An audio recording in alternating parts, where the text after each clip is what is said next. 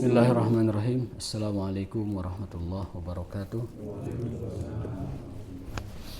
Alhamdulillahirabbil alamin wa bihi nasta'inu ala umuri dunya waddin. Asyhadu an la ilaha illallah wahdahu la syarikalah wa asyhadu anna Muhammadan abduhu wa rasuluh wa la nabiyya ba'dah. Allahumma fashalli wa sallim ala hadha nabiyil karim wa ala alihi wa ashabihi ajma'in. Amma ba'd. Allahumma subhanaka la ilma lana illa ma 'allamtana wa 'allimna ma yanfa'una wa zidna ilman. Rabbana atina fid dunya hasanah wa fil akhirati hasanah wa qina adzabannar. Bapak sekalian dimuliakan oleh Allah Subhanahu wa taala, alhamdulillah dengan taufik dan rahmat Allah Subhanahu wa taala kita bisa menunaikan salat subuh berjamaah. Mudah-mudahan Allah taala menerima seluruh ibadah kita dan mudah-mudahan ini menjadi pemberat amal soleh kita nanti di akhirat. Amin. Hari ini kita lanjutkan kajian tafsir dari ayat kursi ya, bagian keempat. Udah 4 bagian, nggak kelar-kelar nih ayat kursi ya. Disebutkan di dalam hadis Nabi Sallallahu Alaihi Wasallam ya, bahwa ayat kursi ini setara dengan 1/4 Al-Quran. Ini fadilah atau keistimewaan lain dari ayat kursi. Ada beberapa surat di dalam Al-Quran yang disebutkan oleh Rasul itu pahalanya kalau dibaca menyamai baca Al-Quran seluruhnya, atau separuhnya, atau sepertiganya, atau 1/4-nya. Di antaranya yang 1/3 itu adalah surat Al-Ikhlas. Di dalam hadis Nabi SAW bahwasanya qul huwallahu ahad itu ta'dilu sulusal Quran, bahwa membaca surat Al-Ikhlas itu setara dengan kita membaca 1/3 Al-Quran. Tetapi bukan artinya kita membaca itu saja. Saya emang nggak mau khataman, baca aja Al-Ikhlas 3 kali. Jadi tidak ke sana. Tetapi ini semacam motivasi agar kita senantiasa membaca surat Al-Ikhlas. Lalu ada surat Al-Kafirun, itu disebutkan setara dengan 1/4 Al-Quran. Dalam sebuah hadis Nabi SAW disebutkan bahwa Qul ya ayyuhal kafirun ta'dilu rub'al Quran, setara dengan 1/4 Al-Quran. Itu satu surat. Lalu ayat kursi ini enggak satu surat, satu ayat saja. Kata Nabi SAW, sesungguhnya Allahu la ilaha illallahul qayyum, atau ayat kursi, ta'dilu rub'al Quran, setara dengan 1/4 Al-Quran. Jadi sangat disayangkan kalau kita malas ataupun tidak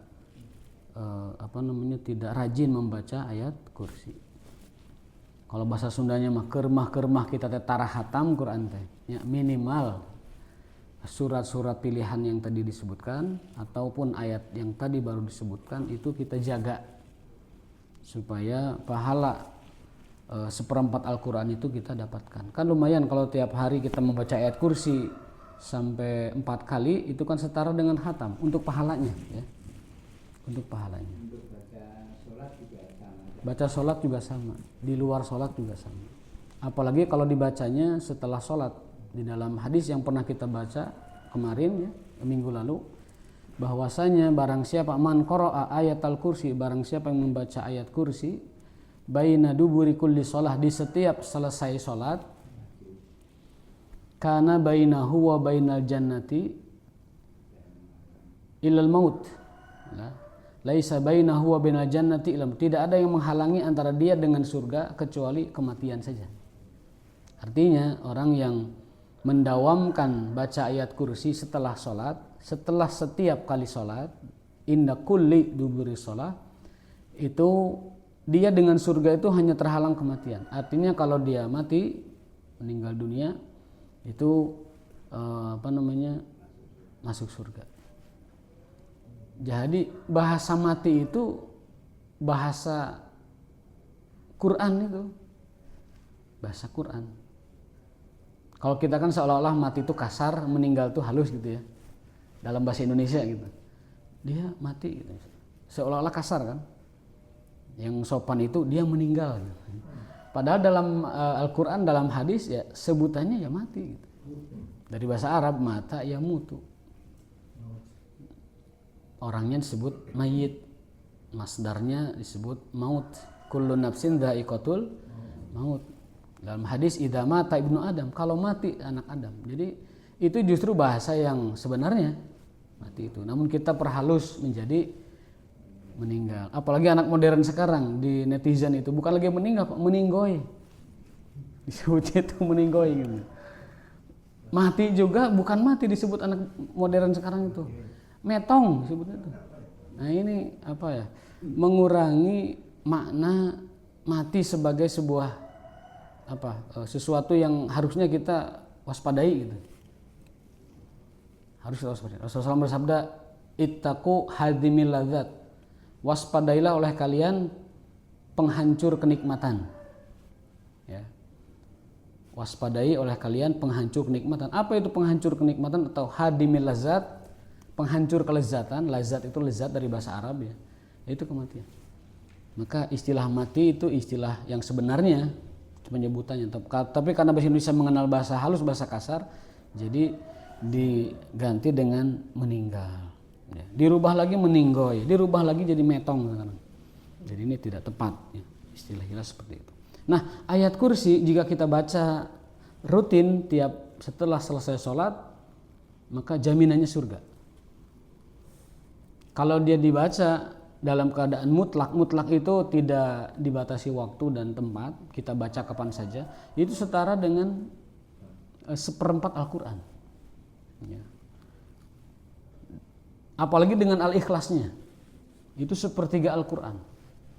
Di zaman Nabi SAW dulu pernah ada seorang sahabat yang bertugas ngimamin sholat. Itu di setiap kali sholat dia selalu membaca Al-Ikhlas. Ngimaminya tuh Al-Ikhlas terus. Subuh Al-Ikhlas, lohor sir ya, asar. Tapi dia bacanya Al-Ikhlas. Maghrib Al-Ikhlas, Isya juga Al-Ikhlas. Karena terus-terusan Al-Ikhlas, jamaah ini ada yang protes. Protesnya nggak sembarangan, dilaporkan ke Nabi. Zaman dulu kalau ada apa-apa itu langsung laporan ke Nabi. Itu hebatnya zaman dulu. Ada apa istilahnya, ada pihak yang otoritatif dalam bidang agama yang final dan mengikat, yaitu Nabi SAW. Kalau zaman sekarang mah Nabi itu memegang kekuasaan trias politika sekaligus. Beliau adalah eksekutifnya, beliau juga legislatifnya, beliau juga yudikatifnya. Di tangan beliau semuanya itu dalam segala bidang, baik itu bidang agama, Ipolek, Sosbud, Hankam, nah itu dipegang semua oleh Nabi SAW. Semuanya. Ya. Zaman sekarang tidak boleh ada yang seperti itu, nanti otoriter. Ya. Kalau zaman dulu oleh Nabi SAW dipegang oleh satu orang dan itu dibimbing oleh wahyu Allah Subhanahu Wa Taala. Nah, dilaporkan kepada Nabi SAW. Lalu oleh Nabi, karena beliau orangnya bijaksana, tidak langsung memvonis atau mengecap. Ditanya dulu. Coba tanyakan ke dia, kenapa setiap kali sholat ngimamin Al-Ikhlas terus gitu. Mungkin bahasa orang sekarang mah, nah nu apalna teh eta hungkul atau kumaha gitu. Kalau yang hafalnya cuman itu ya maklum aja oleh kalian, berarti dia hafalannya segitu. Tapi tanyakan dulu biar kita dapat jawaban yang akurat. Ditanyakan, kalau bahasa sekarang mah, Tuan, kenapa Anda kalau imam baca Al-Ikhlas terus? Jawabannya luar biasa. Inni uhibbuha, aku sangat menyukai surat Al-Ikhlas karena di dalamnya ada tauhid kepada Allah Subhanahu Wa Taala, ada pemurnian tauhid, ada pemurnian tauhid. Maka makna Al-Ikhlas, makna sebenarnya itu pemurnian, ya, pemurnian itu mana dari Al-Ikhlas. Kalau kita kan memahami ikhlas itu rela ya. Nah dalam bahasa Arab, baik yang digunakan oleh Quran atau digunakan oleh hadis, makna ikhlas itu pemurnian. Mengikhlaskan artinya memurnikan niat. Membaca Al-Ikhlas berarti membaca surat kemurnian tauhid. Nah, karena alasannya aku sangat menyukai surat Al-Ikhlas, di dalamnya ada tauhid, maka tiba-tiba jawaban Nabi SAW kasih tahu dia, sesungguhnya Allah pun mencintainya. Jadi yang tadinya dilaporkan oleh para makmum, jamaah nih ngelaporin gitu. ada imam yang bacaannya Al-Ikhlas terus gitu. Ternyata alasannya karena menyukai Al-Ikhlas. Bukannya oleh Nabi ditegur atau dihentikan, tetapi malah menyampaikan sesuatu yang lebih dahsyat dari itu. Akhbiruhu annallaha yuhibbu. Kabari dia bahwa Allah pun mencintai orang itu gara-gara dia mencintai surat Al-Ikhlas. Jadi Pak, mencintai sesuatu yang baik itu mendapatkan kebaikan dari situ. Ini kaidah, mencintai sesuatu yang baik dia mendapatkan kebaikan dari yang dia cintai. Dalam hadis Abu Dzar, beliau radhiyallahu anhu ya, pernah bertanya kepada Nabi, ini hebatnya cinta ini. Ya Rasulullah, wahai Rasulullah sallallahu alaihi wasallam, mata sa'ah, kapan hari kiamat? Tuh, Abu Dzar nanya kapan hari kiamat. Saat itu Nabi menjawab, madza a'dadta laha? Abu Dzar, memangnya kamu sudah siap? Memangnya kamu sudah siap? Itu kan jawabannya, supaya pertanyaan itu dibalik ke penanya agar menjadi renungan gitu. Dan pertanyaan hari kiamat kapan mah tidak ada yang tahu jawabannya. Dalam Al-Qur'an la ya'lamuha illallah. Tidak ada yang tahu ilmunya kecuali Allah. Di dalam ayat lain disebutkan juga bahwasanya yas'alunaka ka'annaka hafiyun anha. Qul innama ilmuha inda rabbi. Jadi seluruh pertanyaan tentang kiamat Allah menyuruh nabinya untuk menjawab ilmuha inda rabbi. Pengetahuannya hanya Allah yang tahu. Kapan terjadinya hanya Allah yang tahu. Meskipun ada kisi-kisi pemberitaan, bocoran-bocorannya, sinyalemen-sinyalemennya ada. Contohnya dengan 120 tanda kecilnya dan sudah terjadi separuhnya sekarang. Lalu 7 tanda besarnya. Kemudian juga tentang harinya disebutkan hari Jumat, kiamat itu terjadinya. Kemudian juga hanya terjadi kepada kondisi orang-orang sepenuhnya jahat, tidak ada orang baik saat itu. Itu bocoran-bocoran informasi tentang kiamat. Tetapi ilmunya itu hanya di sisi Allah. Nabi pun tidak mengetahui secara pasti. Maka Abu Dzar ini bertanya, ya Rasulullah, mata sa'ah, kapan terjadi hari kiamat? Rasul hanya membalik pertanyaan, madza a'dadta laha? Apa yang telah kau siapkan Abu Dzar untuk kiamat? Apa yang kau siapkan Abu Dzar untuk kiamat? Yang setelah kiamat itu akhirat. Akhirat itu dimulai dari kematian kita. Itu alam akhirat dimulai di situ. Sejak kita meninggal dunia, itu kita sudah masuk akhirat. Ya. Tetapi penghisabannya akan dimulai setelah selesai dunia ini. Jadi bisa jadi kita di alam kubur itu ribuan tahun. Nabi Adam aja sudah 7.000 tahun. Bisa jadi sekian ribu tahun. Nabi Nuh saja sudah 5.000 tahun. Nabi Muhammad SAW sudah 1448 tahun. Dan lain sebagainya. Ya. Jadi lama sekali. Nah, ketika Abu Dzar bertanya tentang kiamat, Nabi menjawab, apa yang kau siapkan? Ini berhubungan dengan hadis lain bahwa orang yang cerdas, orang yang pintar adalah orang yang menyiapkan kehidupannya setelah kematiannya. Al-kayyisu mandana nafsahu wa amila lima ba'dal maut. Orang cerdas itu, orang brilian itu, orang pintar itu bukan orang yang pintar matematika, bukan orang yang pintar ilmu tertentu, bukan orang yang ahli dalam tertentu. Orang pintar, orang cerdas kata hadis, orang yang pintar menyiapkan dirinya untuk alam berikutnya, untuk kehidupan berikutnya. Jadi bukan bukan kepintaran, kecerdasan lain. Kata Nabi, orang cerdas itu orang yang pintar menyiapkan bekalnya untuk alam lain. Nah, kata Abu Dzar Al-Ghifari, laisa li amalun azim ya Rasulullah, saya tidak punya amalan yang signifikan. Saya juga tidak punya amalan yang besar untuk persiapan ke akhirat nanti itu. Jadi ini kalau bahasa kitanya mah pertanyaan, tapi kalau dibalik itu dia mati langkah gitu. Dengan yang dia tanya gitu. Kita bertanya misalkan kepada seseorang, kapan nih kita rapat gitu. Lalu yang ditanya itu balik bertanya, memangnya kamu siapnya kapan? Nah, orang tersebut nggak punya waktu siap untuk rapat. Jadi nggak punya jawaban. Aduh, saya nggak punya waktu. Abu Dzar menjawab begitu, ya Rasulullah, saya tidak punya amalan yang besar, saya tidak punya amalan yang signifikan, saya tidak punya amalan yang saya andalkan. Nggak ada amalan saya yang signifikan. Illa annani uhibbullah wa rasulah. Cuman saya punya satu, saya mencintai Allah dan Rasulullah. Nah, ini kekuatan cinta ini. Jadi mencintai kebaikan, kita mendapatkan kebaikan dari situ. Sekedar kita mencintai kebaikan atau mencintai orang baik, kita mendapatkan berkahnya. Kita mendapatkan kebaikannya.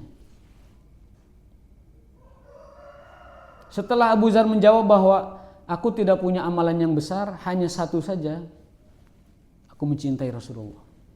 Yang pertama mencintai Allah jelas, yang kedua aku mencintai Rasulullah. Jawaban Nabi SAW apa responnya? Almar'u ma'aman ahabba. Seseorang itu akan bersama dengan orang yang dicintainya. Berarti Abu Dzar nanti dapat bonus bersama Rasulullah. Karena apa? Karena dia mencintai Rasulullah SAW. Ibnu Abbas mengomentari hadis ini, tidak ada kegembiraan yang lebih besar di dalam Islam setelah kami masuk Islam ini semuanya. Tidak ada yang paling menggembirakan kami kecuali mendengar hadis ini. Tidak ada kegembiraan sebesar ini sebelumnya, dan tidak ada kegembiraan yang sebesar ini setelahnya. Maka inilah hadis yang membuat para sahabat sangat bergembira sampai mereka itu menunjukkan kegembiraannya. Ternyata kata Rasulullah SAW, almar'u ma'aman ahabba, seseorang akan bersama dengan yang dicintainya. Jadi kalau kita mencintai Rasulullah SAW, meskipun kita tidak sempurna mengikutinya atau tidak bisa, belum mampu mengikuti ittiba sunnahnya, itu dengan kecintaan kita kepada beliau SAW, ditunjukkan dengan banyak sholawat, ditunjukkan dengan keinginan mengikuti sunnahnya, mempelajari sunnah-sunnahnya, maka yang kata Nabi tadi, seseorang akan bersama dengan yang dicintainya, dapat kita raih. Itulah kita pentingnya mencintai orang soleh, karena kita akan dapat keberkahan dari solehannya. Imam Syafi'i rahimahullah ta'ala pernah menyebutkan sebuah pengakuan yang luar biasa. Kata beliau, uhibbus sholihin walastu minhum. Aku bukan orang soleh. Ini ungkapan tawadu ya. Imam Syafi'i, aku bukan orang soleh. Orang sekarang levelnya tidak seperti Imam Syafi'i, tapi ngaku solehnya udah paling dulu. Orang sekarang merasa paling solehnya itu lebih hebat, melebihi Imam Syafi'i gitu. Kata beliau, uhibbus sholihin walastu. Aku bukan orang soleh, tapi aku mencintai orang soleh. Aku mencintai orang soleh. La'alli anala bihi musyafa'ah. Mudah-mudahan dengan cinta itu aku memperoleh syafaat dari mereka. Jadi penting Pak, mencintai orang soleh itu penting. Karena itu awal dari kebaikan. Kita mencintai kebaikan, itu awal dari kebaikan. Kalau kita kepada kebaikan saja tidak cinta, ini masalah. Bab ilmu saja contohnya. Kata Rasulullah SAW, kun aliman. Meskipun hadis ini yang mengatakan athar, sebenarnya bukan hadis, tetapi sebagian juga ada yang menyambungkannya ini sampai ke Rasulullah SAW. Kun aliman, au muta'alliman, au mustami'an, au muhibban, wala takun khamisan. Jadi kalau redaksi kun itu asar, tapi kalau redaksi ugdu itu sama dengan kun sebenarnya, jadilah gitu. Itu hadis. Rasulullah SAW di situ ugdu aliman, jadilah kamu, berproseslah kamu menjadi seorang alim. Jadilah kamu alim, ulama. Kalau tidak bisa, jadilah muta'alliman, pembelajar. Mau belajar, mau sabar duduk seperti ini. Mau tawadu, merendahkan pundak, merendahkan diri, duduk seperti ini. Itu juga bagian dari muta'alliman. Jadi kita belajar seperti ini Pak, bukan hanya menundukkan akal, tapi kita juga belajar menundukkan hati. Menundukkan diri supaya kita lebih tawadu kepada Allah dengan cara kita thalabul ilmi. Ada orang yang thalabul ilmi tetapi dengan hati yang tinggi. Ada orang thalabul ilmi tetapi dengan akal yang tinggi. Tidak akan dan mustahil ilmu masuk kepada hati dan kepalanya. Kata Rasulullah, jadilah kamu seorang alim. Kalau tidak bisa, jadi muta'alim, terus menjadi pembelajar seumur hidup. Kalau tidak bisa juga, mustami'an, jadilah pendengar. Kalau kata Ki Epen mah, calik manis, duduk manis dah, kupingkeun ya. Calik sing jongjon kupingkeun cekap. Kalau tidak bisa juga mustami'an, paling akhir au muhibban, minimal mencintai ilmu itu. Kita bukan ulama, kita bukan santri, pelajar ya. Kita juga bukan pendengar yang baik, minimal pecinta. Minimal mencintai ilmu yang ada di sekitar kita. Jadi mencintai kebaikan itu luar biasa. Termasuk tema kita hari ini, yaitu mencintai al-ikhlas. Kata Rasulullah SAW bahwa ada imam yang tadi disebutkan, dia mencintai, membaca terus al-ikhlas setiap kali sholat, ngimamin manusia dengan al-ikhlas. Kata Rasulullah, Allah mencintai orang itu. Maka nanti kalau ada yang al-ikhlasnya lancar, fasih, terutama al-fatihahnya, boleh jadi imam. Silahkan jadi imam. Meskipun dari subuh sampai isya al-ikhlas terus, nggak apa-apa. Gitu. Karena pernah terjadi juga di zaman Nabi, bahkan Nabi memujinya. Akhbiruhu annallaha yuhibbuhu. Beritahu dia Allah mencintai orang itu gara-gara dia cinta kepada surat Al-Ikhlas. Nah, Al-Ikhlas itu hampir sepangkat dengan ayat kursi. Di dalam fadilahnya, keutamaannya kalau Al-Ikhlas itu ada Ismul A'zam dan setara dengan membaca sepertiga Al-Quran. Artinya kalau kita baca 3 kali, pahalanya sama dengan khatam Quran. Meskipun tidak mendapatkan qiraatu khatmil Quran, tidak mendapatkan khatam Quran secara bacaan, tetapi pahalanya dia mendapatkan.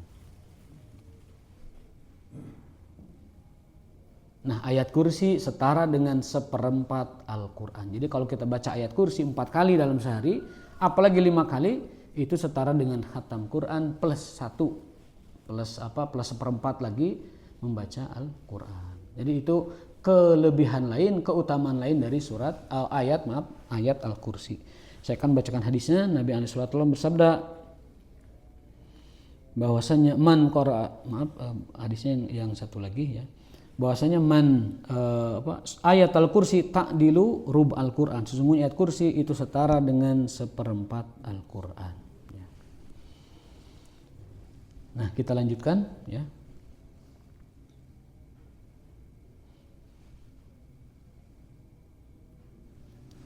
Ya'lamu ma fi samawati wa ma fil ard. Ini bagian ketiga ya. Ayat ini memberikan faedah kepada kita bahwa Allah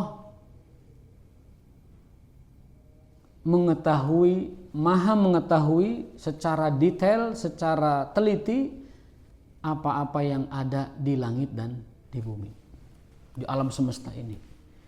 Ini memberi kita makna tauhid yang ketiga, yaitu tauhid ar-Rabb. Jadi tauhid itu dalam ilmu tauhid berdasarkan ayat kursi. Ini kita bahas ayat kursi. Kalau kita saripatikan, ayat kursi itu mengajari kita bahwa tauhid itu memang ada 3. Yang pertama adalah tauhid tentang ilah, Allahu la ilaha illahul qayyum. Yang kedua adalah tauhid tentang asmaul husna, al-hayyul qayyum, ya. Dan lain-lain sebagainya. Yang ketiga adalah tauhid tentang Rabb, yaitu lahu ma fis samawati wa ma fil ard. Jadi metode yang biasa kita pelajari dalam ilmu tauhid itu dasarnya adalah ayat kursi ini, bahwa Allah memiliki sifat-sifat yang disebutkan di dalam ayat kursi. Yang pertama sifat keilahan yang dalam bahasa Arab disebut sebagai uluhiyah. Lalu Allah memiliki yang kedua yaitu asmaul husna yang kita sebut dalam bahasa Arab sebagai tauhidul asma al husna wa sifati al ulya. Yang ketiga adalah tauhid tentang kerobban Allah, yang dalam bahasa Arab disebut sebagai rububiyah, karena rububiyah itu isim mansub dari kata rob. Maka pembahasan 3 tauhid ini sangat ilmiah berdasarkan ayat kursi. Berdasarkan ayat kursi. Jadi metode yang paling mudah dan paling sederhana memahami macam tauhid ya ayat kursi. Maka para ulama menyebutkan ayat kursi itu adalah pondasi tauhid dan pondasi tasawuf. Pondasi tazkiyatu nufus kalau bahasa lainnya. Nah, di sini disebutkan lahu ma fis samawati wa ma fil ard, itu artinya Allah setelah menciptakan alam semesta ini termasuk kita di dalamnya, Allah merawat dan mengurusnya. Allah menciptakan alam semesta tidak lalu mengabaikan dan meninggalkan. Tapi Allah setelah menciptakan alam semesta, Allah merawat dan mengurusnya. Tanpa sedikit pun rasa ngantuk, tanpa sedikit pun tidur. La ta'khuduhu sinatun wala naum. Allah tidak pernah ngantuk, ngalenyap 1 detik pun atau 1/60 detik pun tidak pernah. Ngantuk gitu, enggak pernah. Apalagi tidur. Ini menegaskan kepada kita bahwa Allah tidak menelantarkan alam semesta. Dia menciptakan lalu mengurusnya. Dia mengadakan lalu merawatnya. Merawatnya dengan apa? Merawatnya dengan hukum alam yang kita sebut hukum alam. Itu sunnatullah bahasa Arabnya. Hukum alam itu sunnatullah. Merawatnya dengan apa lagi? Dengan keseimbangan dan kesetimbangan yang kemarin kita bahas. Dalam hadis Nabi SAW, innallaha la yanam wa la yanbaghi an yanam. Allah itu tidak pernah tidur dan tidak pantas baginya tidur. Tidak layak baginya tidur. Nah, kita sekarang masuk tauhid ketiga, yaitu tauhid tentang kerobban Allah atau disebut dengan tauhid rububiyah.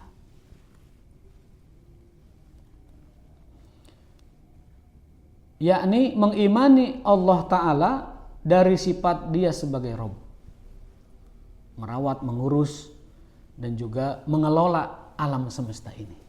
Allah merawat, mengurus, menjaga, ngariksa, ngelola alam semesta ini. Ini memberi kita keimanan dan keyakinan semakin kuat lagi bahwasanya beriman kepada takdir Allah itu adalah sebuah kewajiban, sebuah rukun, sebuah fardu bagi seorang mukmin. Dan mengimani takdir itu tidak akan sempurna kecuali mengimani 4 hal. Kita belum disebut iman kepada takdir sampai kita meyakini 4 hal. Baru kita disebut mengimani takdir. Agar iman kita kepada takdir itu sempurna, agar iman kita kepada takdir itu benar, maka pahami 4 hal. Yang pertama, mengimani ilmunya Allah. Yang kedua, mengimani penulisan takdir itu berdasarkan ilmu Allah. Yang ketiga, mengimani tentang masyiatullah, kehendak Allah, yang kita sebut dengan kun fayakun itu. Dan yang terakhir, mengimani tentang iradatullah, keinginan Allah SWT. Jadi takdir itu akan terjadi, tahapannya 1, itu berdasarkan ilmu Allah, apapun yang terjadi. Bahkan dalam Al-Quran tidak ada daun yang jatuh kecuali Allah mengetahuinya. Tidak ada sesuatu yang basah tumbuh kecuali Allah mengetahuinya. Tidak ada biji-bijian yang meletek bahasa Sundanya atau belah kecuali Allah mengetahuinya. Dan tidak ada biji-bijian yang tumbuh seperti padi begitu yang tidak meletek kecuali Allah mengetahuinya. Nah, mengimani bahwa ilmu Allah itu melingkupi semua itu adalah tahap pertama kita mengimani takdir. Itu dulu pondasinya, mengimani ilmu Allah. Bahwa Allah mengetahui apa yang telah terjadi dan yang akan terjadi, dan mengetahui juga apa yang jika itu terjadi dan sesuatu yang jika itu tidak terjadi. Innallaha ya'lamu ma kana wa ma sayakunu wa ma law kana wa ma law sayakunu. Allah Maha tahu, Allah mengetahui dengan detail apa yang telah terjadi, apa yang akan terjadi, apa yang jika terjadi, apa yang jika tidak terjadi. Itu cara mengimani takdir yang pertama. Yang kedua, ya, kalau kita mengimani bahwa Allah tahu segalanya, itu hidup kita tidak perlu cemas, Pak. Ya, kita tidak perlu cemas dengan apapun. Karena yang menanamkan ketakutan dan kecemasan itu ternyata setan. Ya'muru wa yukhawwifuna awliya'u. Semuanya pekerjaan setan itu yukhawwifuna awliya'u. Selalu membikin takut manusia. Jadi cemas kita, takut kita, khawatir kita itu perbuatan setan, Pak. Yang sering menghembuskan rasa takut, rasa khawatir, rasa cemas itu setan. Maka di dalam doa harian kita disuruh untuk berdoa agar dijauhkan dari kegelisahan masa lalu dan kegelisahan masa depan. Itu berasal dari takut gitu. Dalam doanya, Allahumma inni a'udzubika minal hammi wal hazan wa a'udzubika minal ajzi wal kasal. Kita bahas yang pertama. Ya Allah, aku berlindung kepadamu dari ketakutan masa depan. Ketakutan pada yang akan datang gitu. Karena semua orang itu galau dan takut dengan yang akan datang. Yang di SD itu galau, takut juga nanti SMP-nya di mana. Yang SMP galau juga, SMA-nya di mana. Ya. Yang kuliah juga galau, kerja apa enggak atau kerja di mana. Lalu yang menikah juga galau, nanti dengan siapa, tinggal di mana. Yang sudah menikah juga galau juga, nanti tuanya, masa tuanya gimana. Siapa yang menjamin hidup saya? Siapa yang akan mengurusi saya? Galau. Yang udah lansia juga galau. Nanti meninggal di mana? Mandiinnya siapa? Mati dalam keadaan apa? Di mana mati? Itu galau. Semua orang tuh galau. Makanya kita disuruh berlindung kepada Allah dari kegalauan masa depan. Allahumma inni a'udzubika minal hammi wal al-hammi itu adalah ketakutan masa depan. Wal hazan, kalau hazan itu ketakutan masa lalu. Dulu saya begini. Terlalu terbayang, selalu terbayang. Selalu menghantui, selalu membayangi masa lalu itu membayangi. Nah, Allah lewat nabinya menyuruh kita untuk berlindung diri dari ketakutan, kekhawatiran masa depan dan kekhawatiran, ketakutan, kesedihan masa lalu. Apa tujuannya? Supaya kita fokus kepada apa yang kita lakukan hari ini. Jangan terlalu mengkhawatirkan masa depan, jangan terlalu dibikin sedih dengan masa lalu. Fokus hari ini, Pak. Masa lalu kita banyak dosa, tinggal taubati, istighfari. Kembali kepada Allah. Masa depan masih misteri, jangan terlalu dipikirkan. Dari sekarang sudah mikir nanti matinya aja belum udah dipikirin. Orang sudah banyak cemas itu tentang kematian, orang matinya belum. Yang penting itu mempersiapkan kematian, bukan mentakuti kematian. Ini orang sudah dipusingkan nanti dikuburnya di mana, mati aja belum udah mikir dikubur. Yang mandiin siapa? Mati aja belum sudah mikirnya dimandiin siapa. Jadi fokus kepada sekarang. Yang penting kita tadi orang cerdas itu menyiapkan apa yang akan dia alami nanti di masa depan. Karena kehidupan dunia adalah persinggahan sementara. Mali walidunya illa karakibin istadalla tahta syajar. Kata Rasulullah SAW, sesungguhnya kehidupan dunia hanya seperti orang singgah di bawah pohon sebentar saja, lalu pergi meninggalkan setelah berteduh itu. Orang jalan di gurun pasir, panas, haus, ada pohon, beringin lah atau apa misalnya. Iuhan sekedap, calik duduk, wah iyo. Atau rengse, rehatna, pergi lagi, dunia hanya seperti itu. Masalahnya, walaupun dunia itu sebentar, Cuman itu tempat kita bisa beramal, bisa berbuat, bisa beribadah. Hanya itu. Di akhirat sudah tidak ada lagi ibadah. Di akhirat sudah tidak ada lagi ibadah. Jantan engke mah di sorga moal aya di puasa, Pak. Moal aya lalaparan deui moal aya. Teu aya. Diharamkeun puasa di sorga.